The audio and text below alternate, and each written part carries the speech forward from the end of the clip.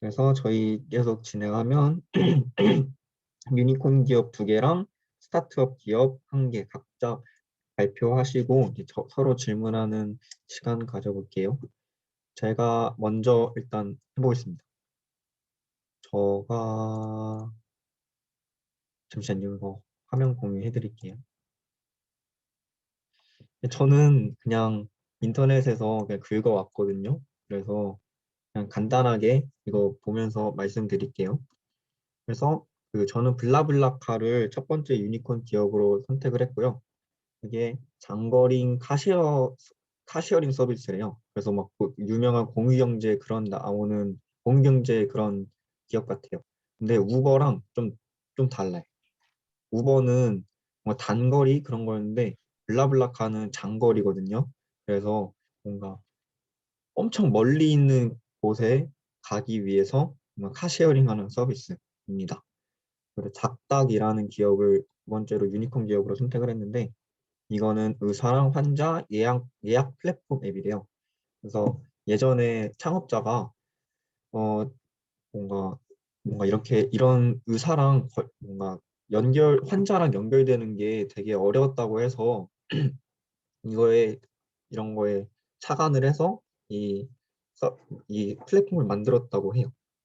그래서 그 환자가 의사를 지정을 하고 또 이제 예약 진료까지 하는 그런 서비스라고 합니다.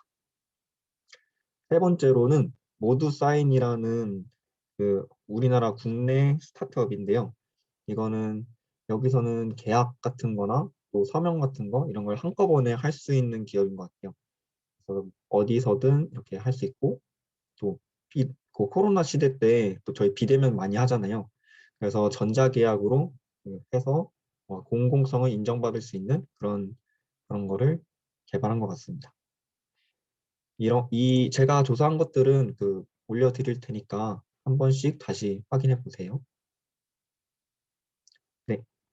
다음으로 지금 또 발표해 주실 분들 자유롭게 해주시면 될 것 같습니다.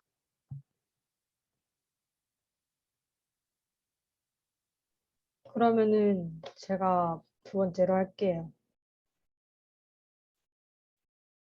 이거 화면 공유 좀 하겠습니다. 네. 잠시만요. 저는 위웍이랑 위시랑 도그메이트 이 세 개 회사를 했는데요. 잠시만요.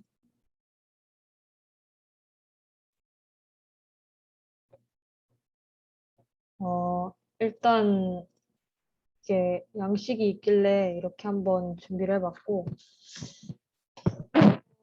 이게 첫 번째 회사가 위워크라는 회사인데 그 김민서 교수님 벤처 창업과 경영인가 그 수업 들었으면은 그 수업 때도 언급된 유니콘 기업 중 하나인데요.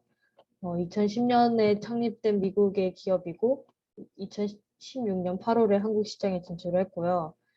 그러니까 가장 잘 나갔던 시절에 470억 달러의 기업 가치 평가를 받았던 기업인데요. 이 회사가 원래 위워크라는 회사가 아니었고 그 CEO가 직전에 그린데스크라는 회사를 했었는데 사무실 한 층을 15개 공간으로 나눠서 이제 공간당 이제 월세를 받는 비즈니스로 운영을 했다가 이제 완전 공유 사무실로 이제 제대로 회사를 시작하려고 위워크라는 회사를 만들었고요. 이 회사의 특징은 공유 오피스라는 회사고 이제 비즈니스 모델은 사무실을 임대해 주는 것뿐만 아니고 거기 내에서 커뮤니티가 형성이 되어서 이제 다양한 사람들이 네트워크를 이뤄서 이제 소통을 할 수 있게 그런 식으로 만든 기업이고 특징이 예쁜 인테리어 스타트업들이 네트워킹을 할 수 있고 이제 입주한 기업을 위워크라는 이제 이름이 달고 있으니까 마케팅적으로 지원도 해줄 수 있고 자유로운 분위기. 근데 문제는 이 기업은 부동산업 그 이상도 못한 회사라고 평가를 받고 이제 그 IPO에 상장을 하려고 했는데 이제 뭐 별거 없고 기업 공개를 하게 되면은 재무 정보도 공개되고 그렇기 때문에 이제 상장을 무기한 연기했다가 그게 2019년 일이었는데 2021년 3월 29일 그러니까 한 달 전쯤에 상장에 성공을 했어요. 겨우겨우. 어, 그런 기업입니다. 이게 그 위워크 내부의 모습인데 지금은 약간 망하긴 했어요. 지금 90억 정도로 기업 가치 평가받고 있다고 했는데 그 제일 잘 나갔을 때 470억을 받았다고 하니까 이게 코로나 때문에도 힘들고 재무적으로 내부 경영진도 좀 힘들고 해가지고 많이 가치가 내려갔다 했습니다. 그리고 두 번째 기업은 위시라는 기업인데요.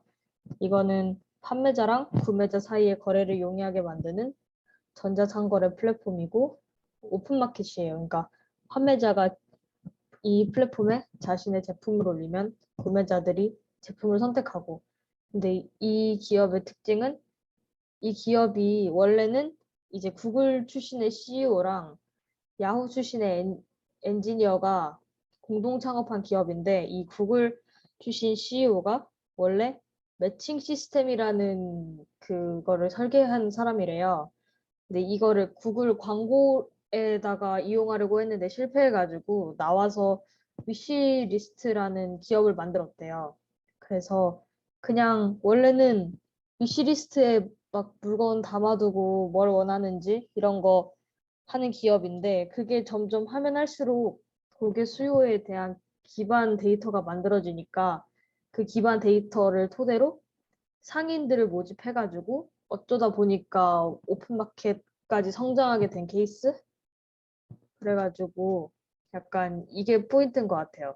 그 매칭 시스템을 통해서 개인 이제 판매자, 구매자 모두 만족시키고 위시리스트라는 이 데이터를 통해서 개인 취향 분석하고 맞춤 추천을 해줄 수 있다?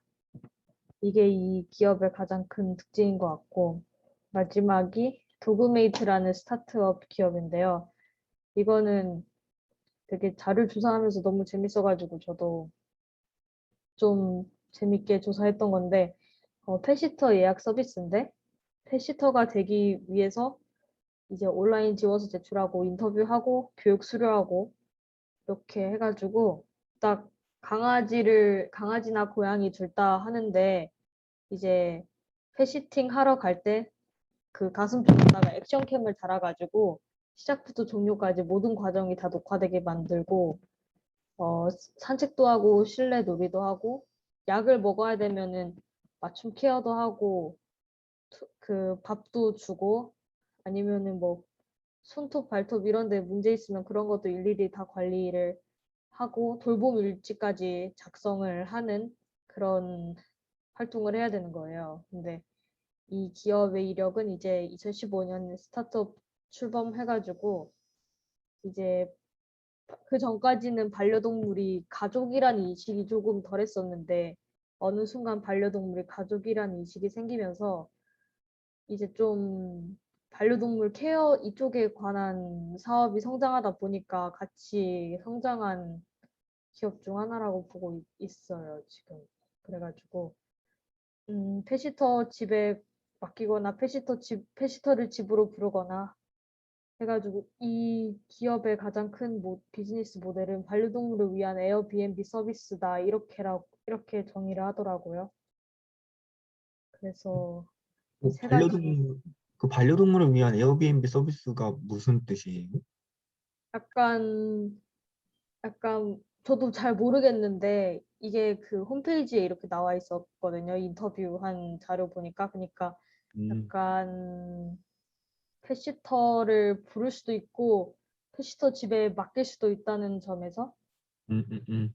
사람이 여행을 가면은 에어비앤비 숙소를 이용해서 되게 편하게 이용할 수 있는 것처럼 강아지들도 펫시터한테 그렇게 편하게 맡길 수 있다. 이게 새로 음. 출범한 서비스 같더라고요, 최근에. 그래가지고 이렇게 세 가지 기업을 조사했습니다. 혹시 더 질문 사항 있으신가요? 질문하시고 싶으신 분들 있으신가요? 혹시 도그메이트 가격이 어떻게 되나요?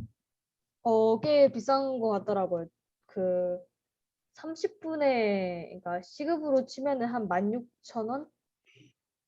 16,000원 정도 받고, 거기다가 이제 대형견이면 가격 더 붙고, 약 먹여야 되면 또 붙고, 그런 음, 식으로 하더라고요. 저도 이게 너무 재밌어 보이고, 막 단기 알바로도 좋다고 막 그렇게 홍보하길래, 아, 해볼까 싶어서 지원하려고 지원서를 보니까, 막 반려동물 3년 이상 키워봤어야 되고, 그것도 음. 최근 1년 이내에, 그리고 나이도 94년생 이상만 지원 가능하고, 그리고 교육도 이것저것 이수를 많이 해야 되더라고요. 그래가지고 되게 관리를 철저하게 하는구나라고 느꼈어요. 그래서 결국 지원을 못했습니다. 어, 지금 저 도그메이트 수익 모델은 네, 그 이용자의 수수료라 아니 그 구독료라고 해야 되나요? 그것밖에 없는 건가요? 거기까지는 모르겠어요. 홈페이지에서는 그 막 수익 모델이 뭐다라고 구체적으로 밝히지 않았는데, 그 전문 교육 수료 이 부분에서도 교육비를 받더라고요, 또 따로. 음, 그러니까 여기서도 수익이 창출될 수 있을 것 같고, 수수료 떼는 것 쪽에서도 수익이 많이 창출될 수 있을 것 같아요. 도그메이트는 그 뭔가 개만 가능한 거예요? 아니면 다른 반려동물들도 다 가능한 거예요? 보니까 고양이도 있긴 한데, 고양이보다는 강아지 위주로 많이 운영을 하고 있는 것 같아요. 음, 어, 그렇게 보면은 조만간 개명할 수도 있겠네요. 펫메이트 뭐 이런 식으로. 어, 뭔가 팬메이트라서 뭔가 확장해도 될 것 같아요. 왜냐하면 도그메이트는 개 시장이 아무리 크다고 해도 확장성이 한계가 있는 게 명확하니까 맞아요, 우리 맞아요. 음, 입장에서 뭔가 이름을 파충류 막 이런 옮기게 되죠. 데까지는 못 걷는 것 같아요. 네, 혹시 다 이제 또 질문하시고 싶으신 분들 질문하세요.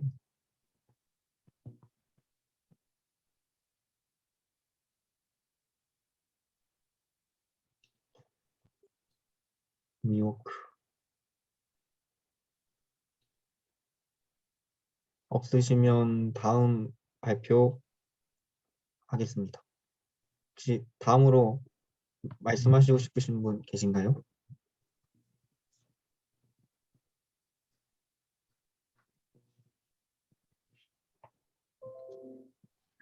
그럼 제가 인사하겠습니다. 잠시만요.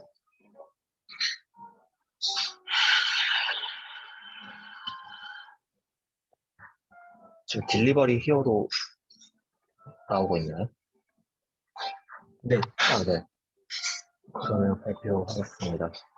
제가 맡은 유니콘은 두 개가 있는데, 일단 우선 딜리버리 히어로라고, 독일의 음식 배달 서비스 회사예요. 그래서 스웨덴 출신의 설립자에 의해서 2011년 5월에 창업이 됐는데, 이게 단순히 독일에만 유명한 배달 서비스 회사가 아니라 이제 전 세계적인 배달 서비스 회사가 돼서 지금 우리나라에도 되게 큰 영향을 끼치고 있고, 최근에 또 인수합병 문제로 뉴스에도 많이 나왔었어요. 그래서 한국에서는 딜리버리 히어로가 이제 요기요랑 배달통 서비스를 운영을 하고 있고, 19년 12월에 이제 배달의 민족까지도 인수를 5조 원에 인수를 하려고 해서 이제 거의 인수합병이 마무리가 되려고 했었는데, 이제 그게 인수가 마무리가 되면 우리나라 배달 서비스의 99%를 이 딜리버리 히어로가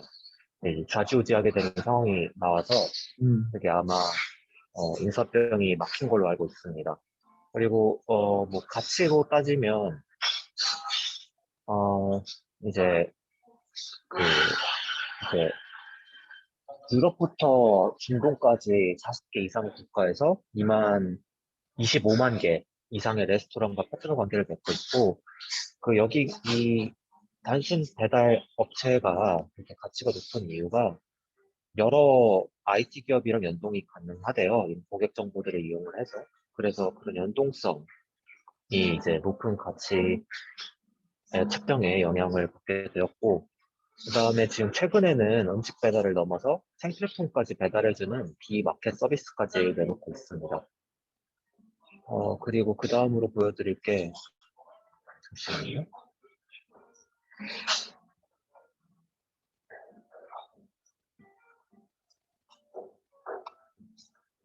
네, 이 아웃컴이라는 유니콘 회사인데요. 이 아웃컴이라는 그 공식 이름은 아웃컴 헬스고요. 이제 시카고에 기반을 둔 의료 기술 회사입니다. 그래서 이 회사가 어, 이제 어떤 것을 하는 회사이냐면, 여기 화면에 보시다시피 이 대기실 TV랑 환자 와이파이, 대기실 포스터, 주입실 태블릿, 시험실 벽판 뭐 이런 식으로 해서 의료기기들을 판매하는 업체고요. 가장 히트한 상품으로는 이제 모니터를 통해서 그 3차원 인체 해부도를 의사가 볼 수가 있어요. 그래서 그 해부도를 띄워놓고 환자랑 같이 이제 당신 몸은 이렇게 생겼는데 이쪽 부분에 문제가 있어서 이런 방식으로 치료를 할 거라는 거를 그 환자랑 같이 3차원 인체 해부도를 띄워놓고 상의를 할 수 있는 그런 어떤 의료 기술을 개발을 했습니다. 미국에서는 실제로 의사 23만 명이 사용을 하고 있고, 2017년에는 미국에서 몸값이 가장 비싼 유니콘 기업으로 이름을 올렸습니다. 기업 가치만 약 5조 원에 달하고, 지금 이 기업이 약간 쪼그라들었는데, 그 이유가 그 2018년에 그 여기 대기실 TV를 통해서 광고 효과가 있다라고 홍보를 했었는데, 그때 사용한 사진이 조작이 된 사진을 가지고 그 홍보를 해가지고 그게 이제 소송도 되고 기업 가치 절하에도 영향을 끼쳤습니다. 마지막으로 제가 소개해드릴 스타트업 기업이 이 패션을 부탁해입니다. 이 패션을 부탁해는 이제 옷을 찾고 싶어 하는 사람들을 위한 플랫폼 시스템인데, 이제 뭐, 여성분들이 많이 애용을 하셔서 많은 인기를 얻게 되었고, 지금은 여러 그 어플들이랑 연계를 해서, 이제 어플 내에서나 아니면 인공지능을 이용한 챗봇을 이용해서도 지금 뭐 의류를 찾아주는 시스템을 이렇게 상용화하고 있습니다. 그리고 일단은 기본적으로 이 패션을 부탁해는 페이스북으로 운영을 하는 것으로 보이고, 보시면 아시겠지만 이렇게 연예인들이 입은 옷에 대한 정보를 이 페이스 메시지 DM을 통해서 보내면 그 답장을 해주거나 이렇게 게시글을 올리는 형태로 옷에 대한 정보를 알려주는 기업입니다. 그래서 지금 계속 다른 기업들이랑도 연계를 하면서 규모를 키워가는 것으로 보이지만, 딱히 큰 수익 구조가 보이지가 않아서 그런 문제점은 어떻게 해결할지는 좀 궁금한 부분이라고 생각을 합니다. 네, 제가 준비한 거 여기까지고 질문 있으시면 편하게 해주시면 감사하겠습니다. 그 패션을 부탁해는 뭔가 그 사이트 같은 건 없어요? 그냥 그 페이스북 안에서만 하고 있는 거예요?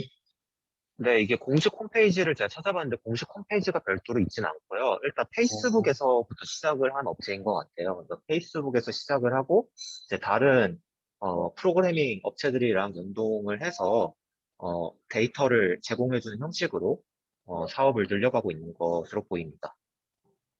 음,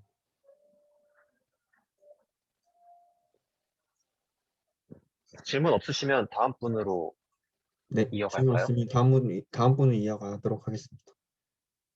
그러면 다음 분 해주실 분 계신가요?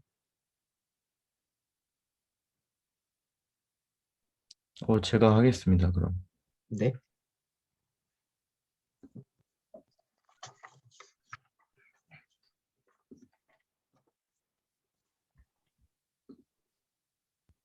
잠시만요.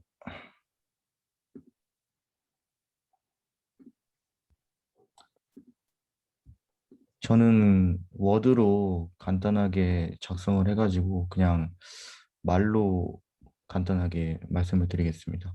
네. 어, 제가 이제 첫 번째로 조사한 유니콘 기업은 인스타카트라는 기업인데요.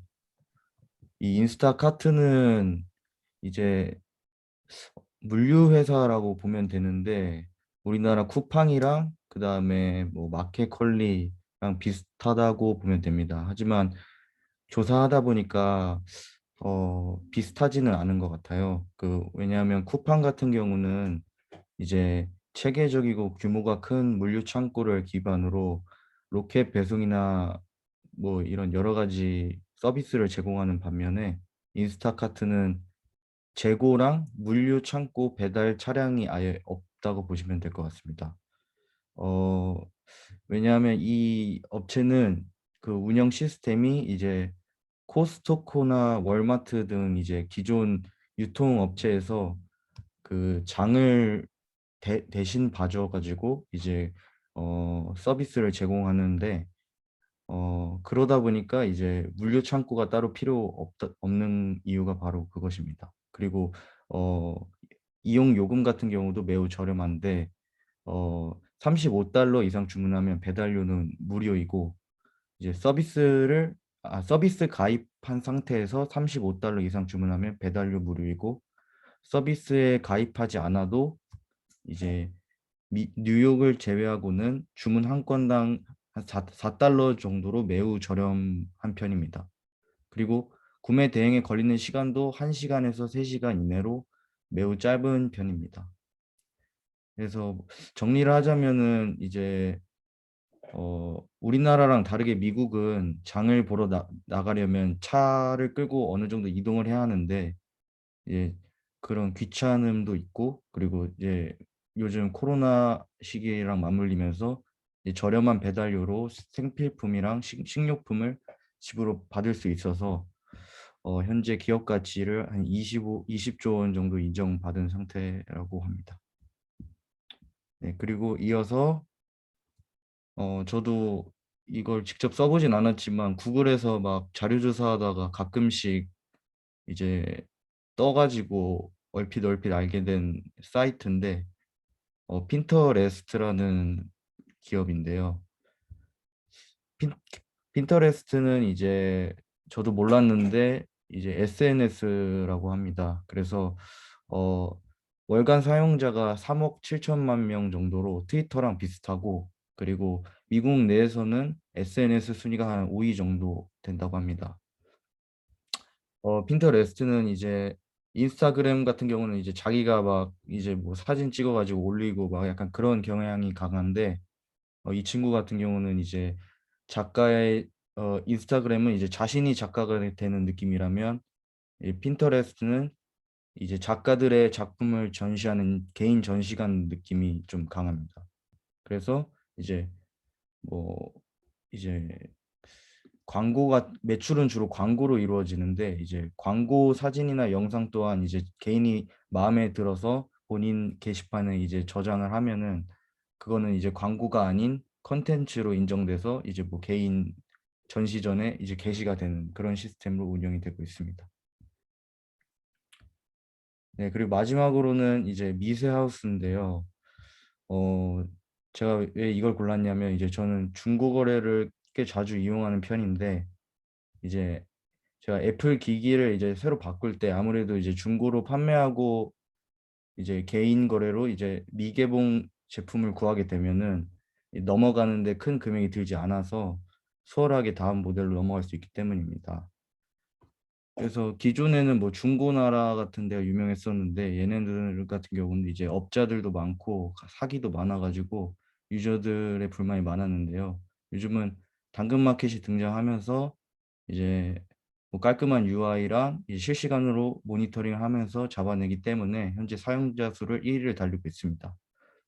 근데 이 미세하우스 같은 경우는 이제 어, 대기업의 인기 있는 여러 가전제품이나 전자제품을 미개봉 상태로 이제 제품을 판매하는 곳인데 이제 미세하우스가 중간에 껴서 구매자랑 판매자를 연결시켜 주어서 개인 거래에서 발생하는 부정적인 요소들을 제거해 줍니다. 정리를 하자면 이제 부정적인 요소는 뭐 약간 이제 거래 장소까지 나가는데 좀 귀찮은 거 같은 거 그리고 가격 협상하는데 또 이제 감정적인 소요, 스트레스도 좀 받고 그리고 가품일 수도 있고 그리고 뭐 거래하기 위해서 장소를 나가는데 갑자기 잠수를 탈 수도 있는 등 여러 가지 부정적 요인이 있는데 이런 것들에 대한 위험도가 없으니까 괜찮다고 생각해서 조사를 해봤습니다. 근데 결론을 짓자면은 이제 이 기업 같은 경우는 이제 그 품목 수가 적어서 좀 품목을 늘려야지 이제 이용자 수가 많아지지 않을까 생각을 해봤습니다. 이상입니다. 잘 들었습니다. 혹시 그 인스타카트는 기업 가치가 20조 원 이상 되는데 수익 구조가 어떻게 되는 거예요? 이 기업 같은 경우는 이제 저기 배달료가 싸긴 한데 얘네는 이제 정식 직원이 하는 게 아니고 약간 뭐 이제 무슨 배민 커넥트처럼 알바식으로다가 저기 어 이렇게 그 단기간으로 이제 일하는 사람들이 하는 것 같은데요. 거기서 이제 수수료도 받고 그다음에 이제 코스트코랑 월마트랑 이제 음, 협력 관계를 해서 플랫폼 사업을 전개하고 있어서 거기서 또 상당히 안전적으로 운영을 하고 있는 걸로 알고 있습니다. 저도 질문이 있는데 인스타카트 서비스 가입하면은 네, 배달비가 35달러 이상이면 무료라고 하셨죠? 네. 그 서비스 가입하는 비용은 어느 정도예요? 어, 저도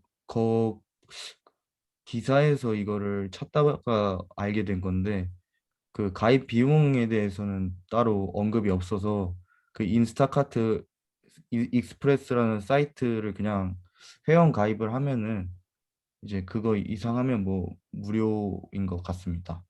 아, 네. 네. 그러면 인스타카트는 경쟁자가 어떤 회사들인가요?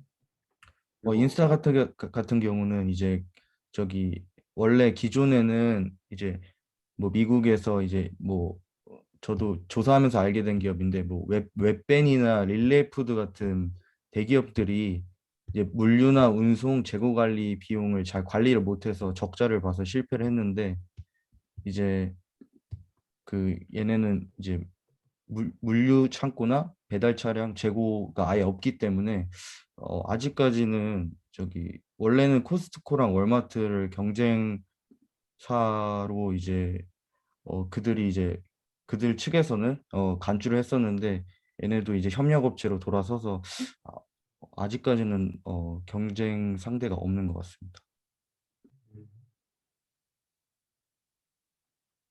되게 진입장벽이 낮을 것 같아 보이는데 되게 놀라운 일이네요. 네, 저도 그렇게 그러니까 생각합니다.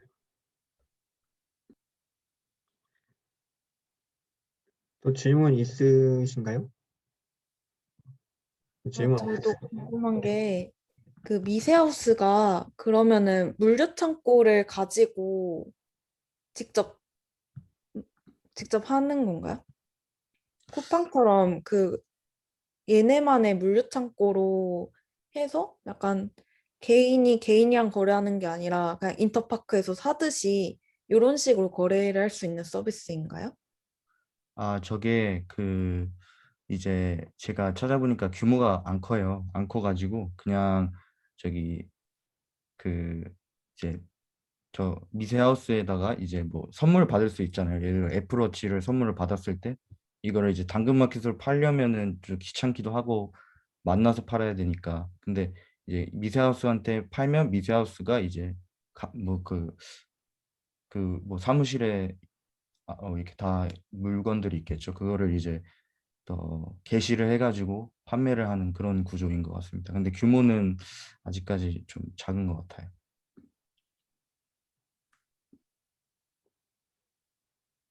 혹시 또 추가적인 질문 없으시면 다음 발표하겠습니다.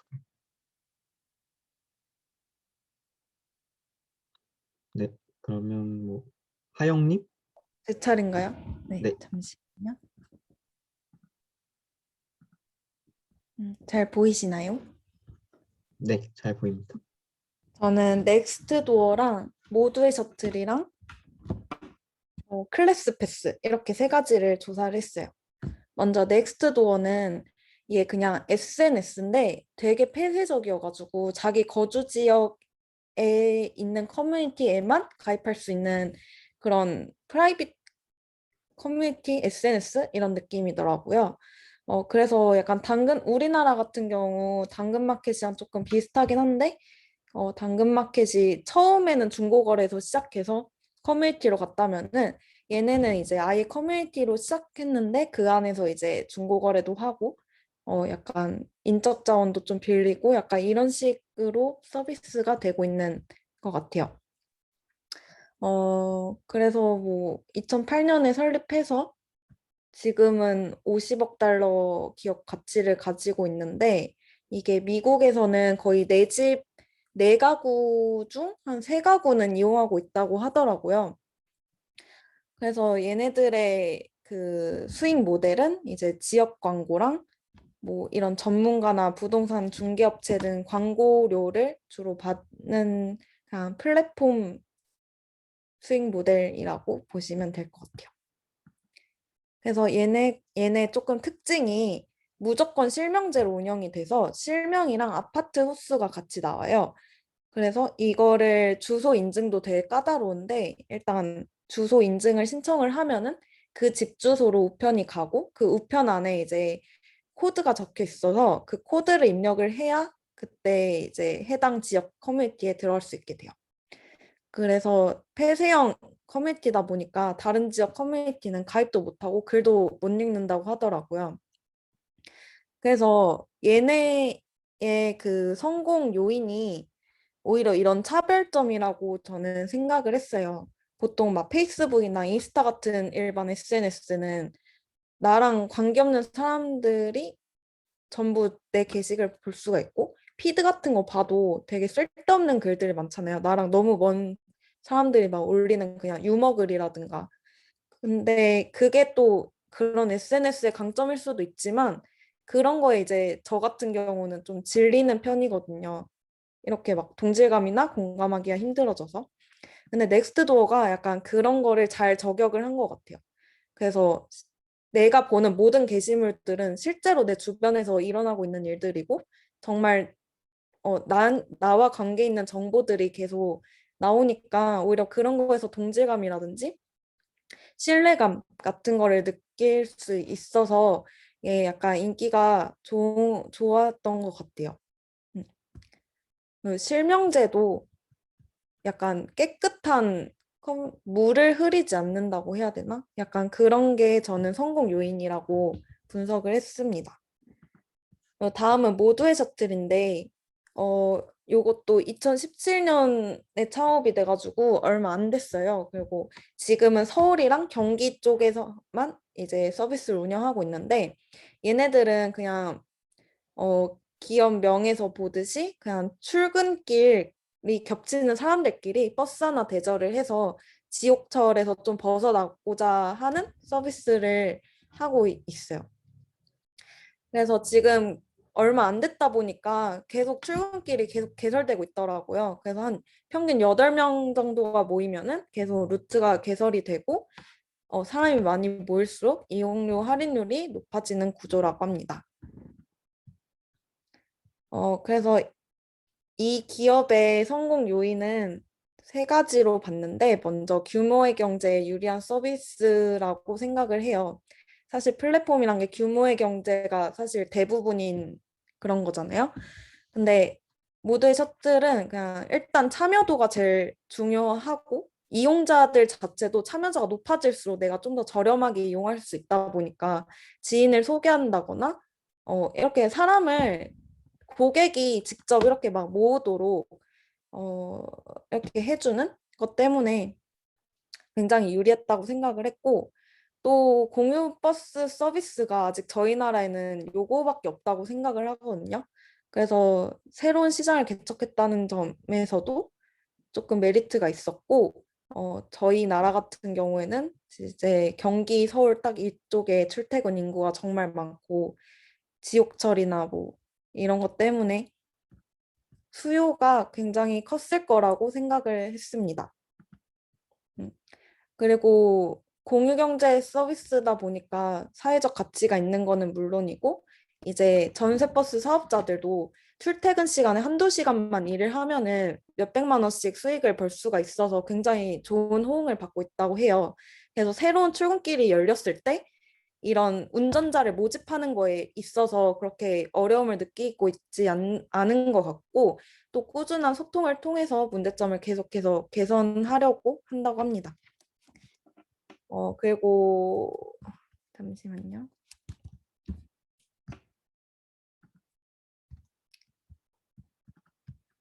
다시 공유할게요.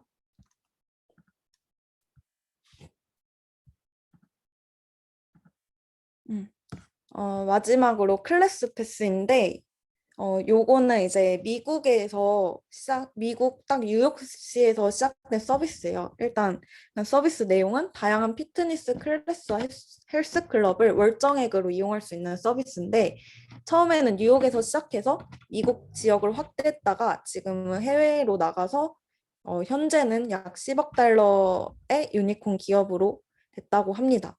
이 기업은 약간 수익 모델이 조금 급변한 케이스예요. 그래서 처음 출시 당시에는 이렇게 연간 49달러에 수업 10번 이렇게로 시작했었는데 이게 반응이 좋다 보니까 10회보다 더 듣고 싶어하는 수요가 많아져서 이렇게 월정액으로 바꾸게 됐어요. 연정액에서.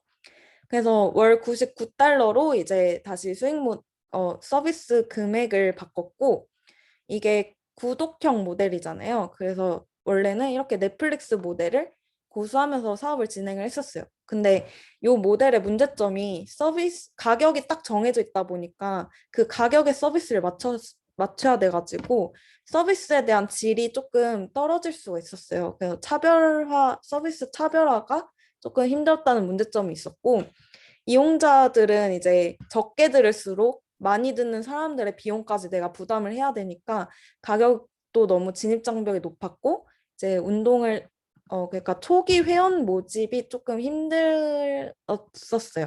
그리고 클래스를 여는 사업장 입장에서도 이게 받는 돈이 한정돼 있으니까 오히려 막 사람들이 많이 안 오는 아침 시간에 클래스를 열라고 하고 이런 문제점들이 있어서 여기에서 살짝 주춤을 했다고 해요.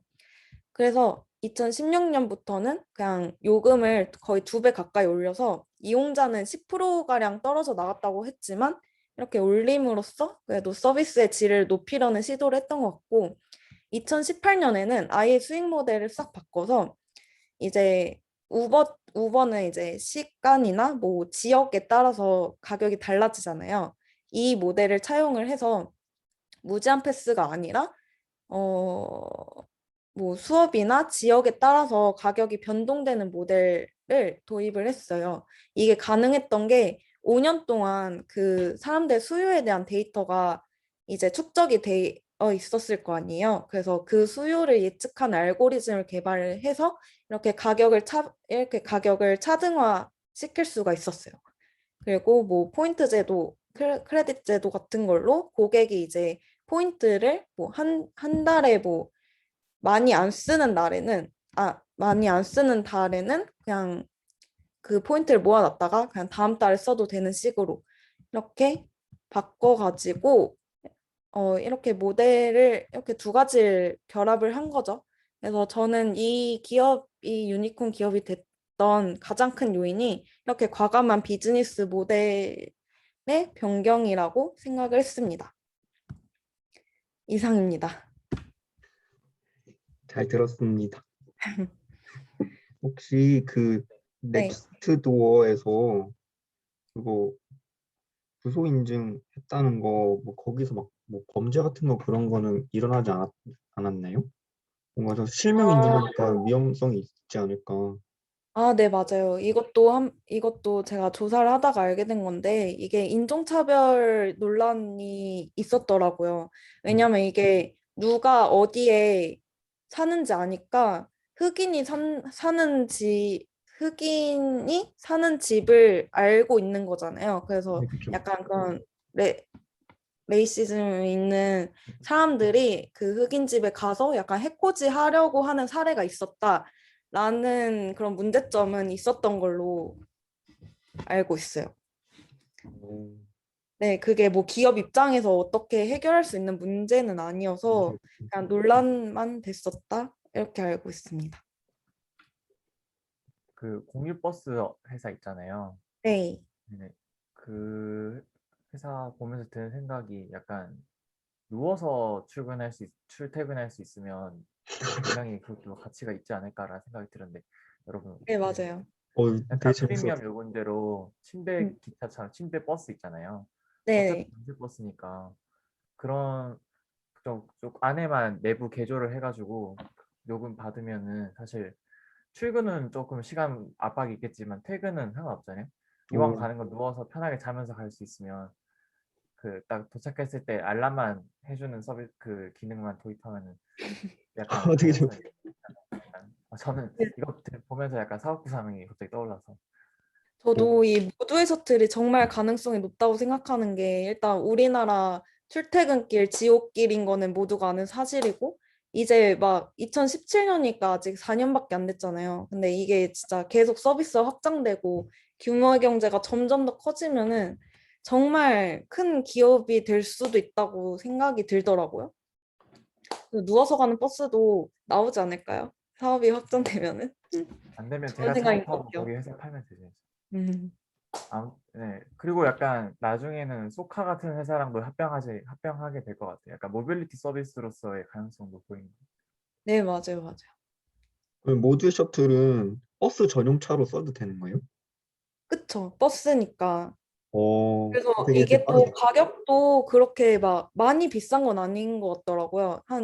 그래도 조금 출근길 비슷한 사람들이 조금 있다라고 하면은 그냥 지하철 요금의 1.6배? 네, 음, 1.6배 내고 편하게 뭐 진짜 버스에서 자면서 가면은 진짜 너무 좋은 서비스인 것 같아요. 사실 지금도 광역버스를 굳이 고집하시는 분들 꽤 많은데 그것도 음. 그 지하철보다 앉아서 갈 수 있다는 점이 매력적이어서거든요. 근데 이제 완전 압도적인 상용화한 서비스 제공하면은 맞아요, 맞아요. 공공 대중교통에도 좀 큰 변화가 오지 않을까. 아, 네네, 맞아요, 맞아요. 맞아요.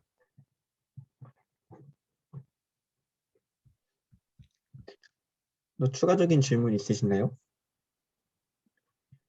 저 혹시 그 모듈 셔틀 수익 창출 구조가 어떻게 되는 건가요? 아, 수익 창출 구조요? 잠시만요.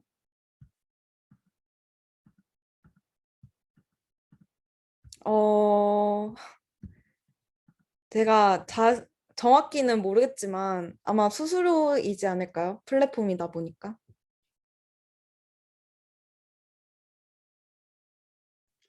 혹시 또 질문 있으신가요?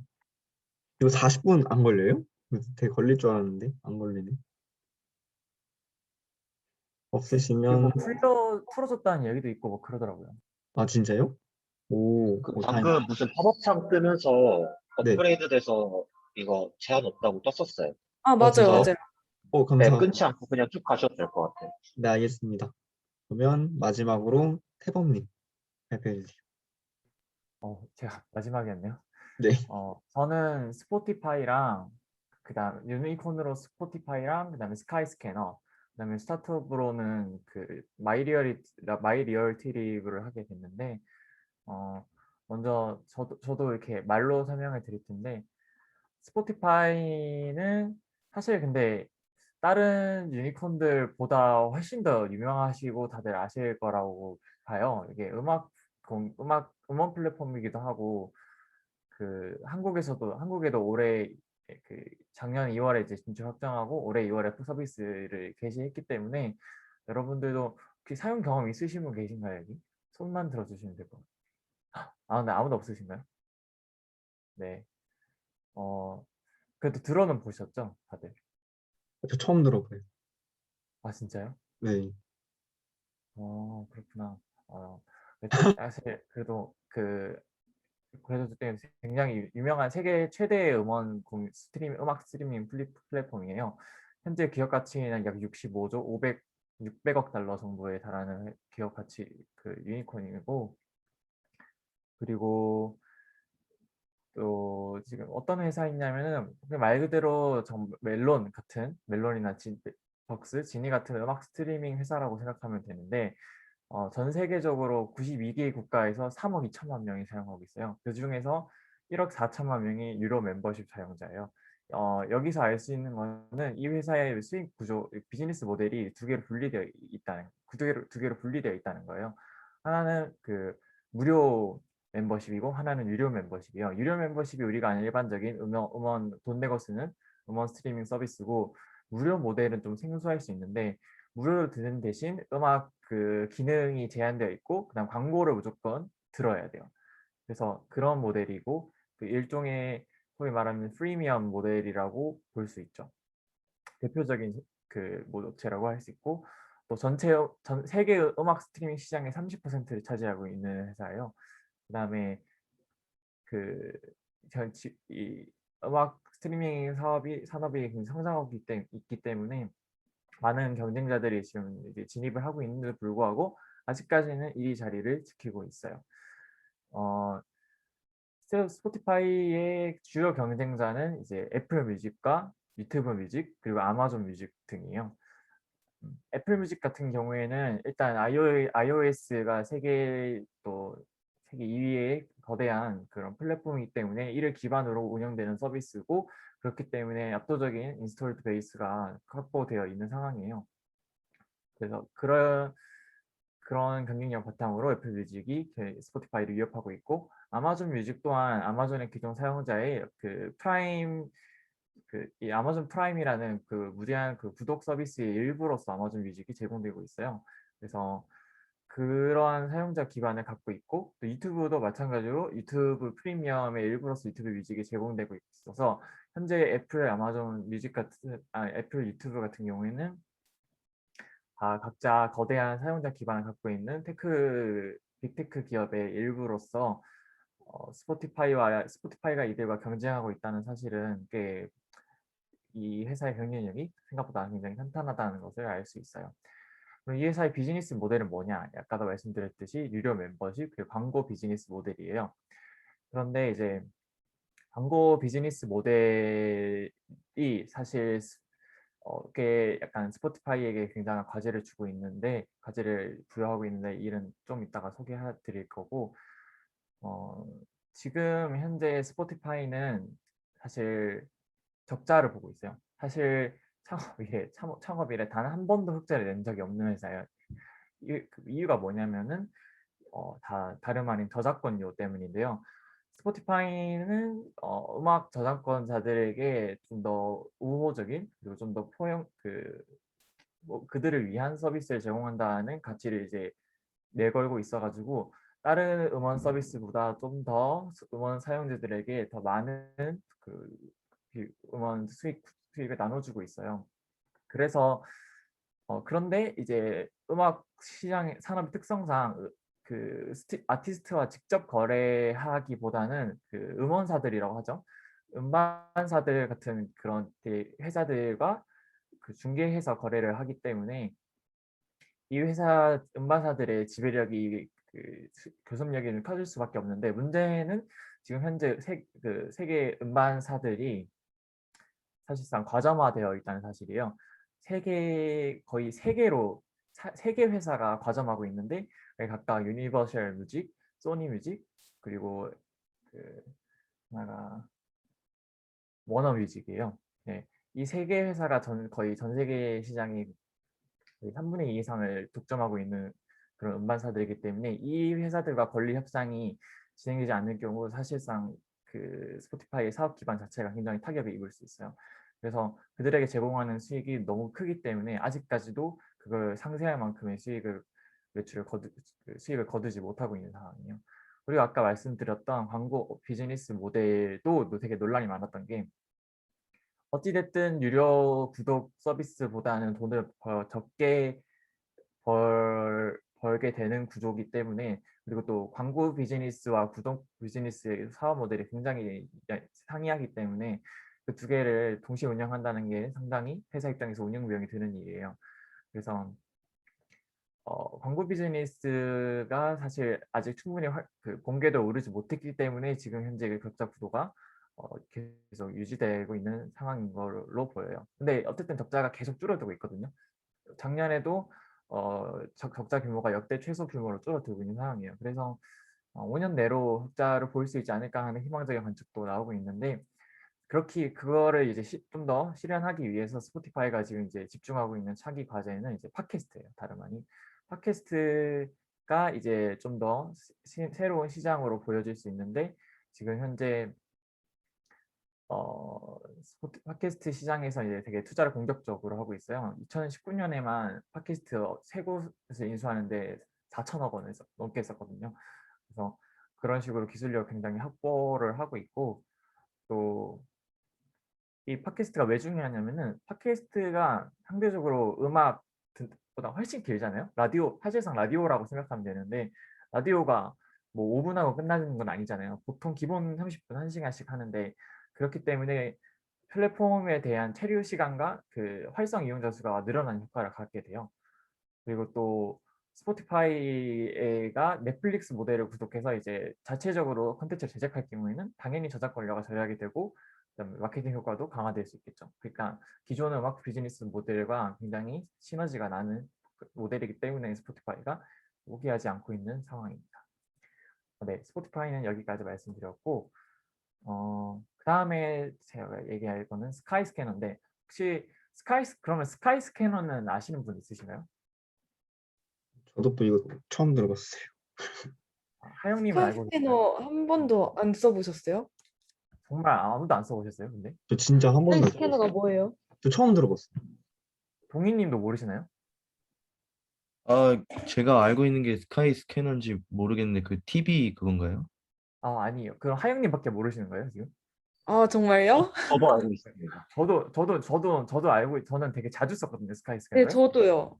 네, 여행 갈 해외여행 때. 자주 다니시죠? 음. 당연히. 좋아하시죠? 여행 좋아하시는 분들은 이게 절대 모를 수가 없는 아, 서비스예요. 그쵸. 왜 그러냐면 이게 뭐 하는 회사냐면 항공권 비교 검색해주는 사이트예요. 그 업체거든요. 그래서 이게 항공권이 사실 여행의 비용의 대부분을 상당 부분을 차지하기 때문에 항공권을 이제 가격을 절감하는 게 굉장히 중요하잖아요. 그래서 사람들이 이 비교 검색 서비스를 스카이스캐너를 굉장히 더 적극적으로 활용하고 있고, 실제로 스카이스캐너는 세계 최대 항공권 거래 비교 사이트예요. 이 회사가 원래 유럽 회사였는데 놀랍게도 최근에 중국의 세계 2위 온라인 여행사인 시트립에 인수가 되었어요. 그래서 지금은 중국계 회사에 잘 영향력이 들어있는 회사라서 조금 논외지만 장차적으로 현재 미국과 중국과의 어떤 그런 갈등의 어떤 영향을 받게 될 수도 있겠다라는 부정적인 관측도 있어요. 그래서 이 회사의 장점은 사실 압도적인 그런 규모고, 그리고 또 그 최저가 정책을 활용하고 있어요. 그래서 이게 뭐냐면 거의 무조건 해당 항공권에 대해서는 최저가를 제공한다는 정책을 내걸고 있거든요.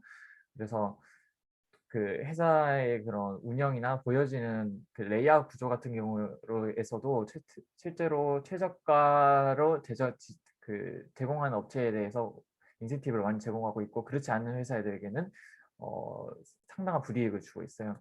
대표적으로 최혜국 대우라는 게 있는데, 이제 이게 뭐냐면은 한 숙소가 다른 OTA의 최저가 객실을 제공하면은 우리 OTA에도 그 가격으로 이제 제공을 해야 되는 규약이에요.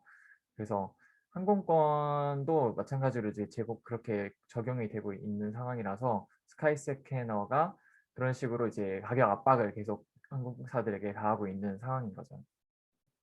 근데 스카이스캐너가 현재 거의 독점적인 교섭력을 가지고 있는 세계 최대 회사이기 때문에, 그리고 항공사들도 다 독자 플랫폼을 유지하는 비용보다 거기에 입점을 해서 더 많은 이용자들을 끌어모으고 운영 비용을 회전율을 높이는 게 더 이득이 되기 때문에 이 구조가 유지되고 있는 상황이에요.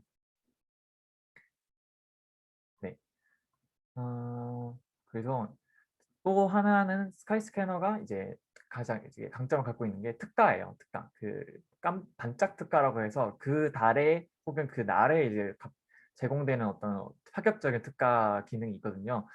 그래서 좀 여행을 좋아하시는 분들은 여행을 갈 곳을 정하고 항공권 알아보는 게 아니고 이 날짜에 그냥 그 날짜만 정해도 그 날짜에 항공권이 그 특가 항공권이 뜨는 나라를 그 기준 중식 기준을 잡고 거기를 이제 그 기준으로 여행 계획을 짜는 그런 행태도 많이 보이고 있어요. 그러니까 사실 기존에 인식되었던 여행의 어떤 그 소비자의 인식 구조 자체를 바꾼 그런 서비스라고 볼 수 있죠.